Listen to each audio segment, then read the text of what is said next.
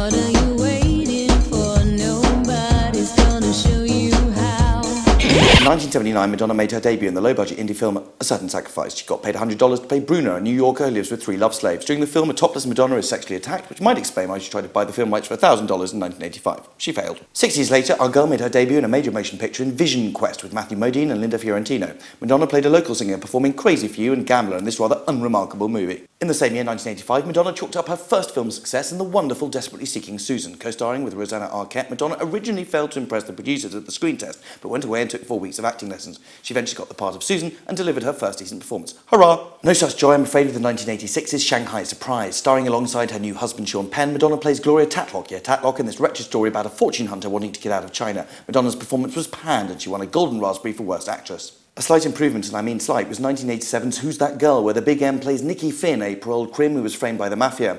While the film went down quite well with teenagers, critics hated it. No matter, the soundtrack spawned a #1 hit. Ka-ching! 2 years later, our girl is back in Bloodhounds of Broadway, once again playing a singer by the name of Hortense Hathaway. Who makes up these names? No matter, the star-studded musical failed to get audience excited. Hell, they didn't even notice that the film went into nationwide release with one reel missing. Thank our cotton socks then for the 1990 action adventure Dick Tracy. Starring alongside Warren Beatty, Al Pacino and Dustin Hoffman, Madonna gave a solid performance as sultry singer Breathless Mahoney. See her pattern here? Hell, she even won an Oscar for Best Original Song, Stephen Sondheim's Sooner or Later.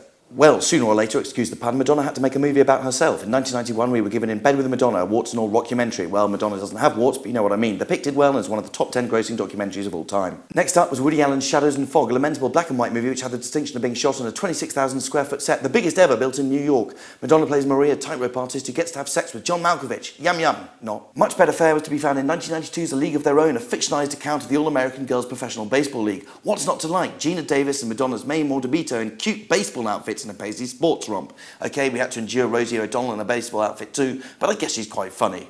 At the other end of the cinematic spectrum was the 1993 erotic movie Body of Evidence, where Madonna's Rebecca Carlson was seen cavorting with Willem Dafoe. Hell, the pair appeared frontally nude and even did cunnilingus and sex in the body. I hope they had baby wet wipes. What Madge certainly did get was another Razzie for Worst Actress. Bummer, as it were. Despite being slapped in the proverbials, Madonna gave one of her best performances in 93's Dangerous Game. Although it was thumped by the critics, Madonna did a solid job playing actress Sarah Jennings, who has an affair with film director Harvey Keitel. Yes, folks, more bonking. Doesn't she ever get tired of it? Well, she did in 1995 when she played a cameo as a singing telegraph in the little-known comedy Blue in the Face. More sexually charged was her performance in 4 Rooms, which told 4 stories in a Los Angeles hotel on New Year's Eve. Madonna plays a witch in a storyline which saw Tim Roth's bellboy having sex in a cauldron. Wizard stuff. Another cameo beckons in Spike Lee's 1996 movie Girl 6, which tells the story of a phone sex operator. Gosh, all this sex is exhausting me. Anyway, Madge plays a phone sex operator in a subpar Lee movie, nothing to call home about. Which can't be said of Evita, made in the same year. Madonna is simply brilliant in this musical about Argentina's Eva Perón. Combining her natural aloofness, ambition and musical talents, this is Madonna at her very best. Go girl, whoop whoop, whoop poop is my incredibly puerile response to 2000's The Next Best Thing, which sees Madonna's Abby Reynolds have a child with Rupert Everett's gay character Robert.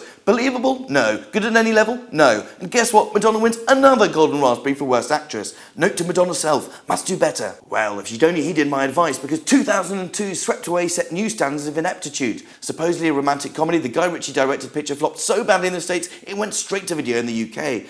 Actress Sophia Loren said that the film was the worst movie she'd ever seen, and guess what? Madge wins another Golden Raspberry. All of this doesn't really matter to me anyway, because I thought she was rather good in the James Bond film Die Another Day. Sure, her cameo as fierce fencing instructor Verity was never going to set the world alight, but it was perfectly competent. And that's a good thing, because here on in, Madonna never acts in a film again. In 2005, she appears in another documentary about herself in I'm Gonna Tell You a Secret, has a voice role in the part animated film Arthur and the Invisibles, and narrates this year's I Am Because We Are, a documentary about Malawi orphans.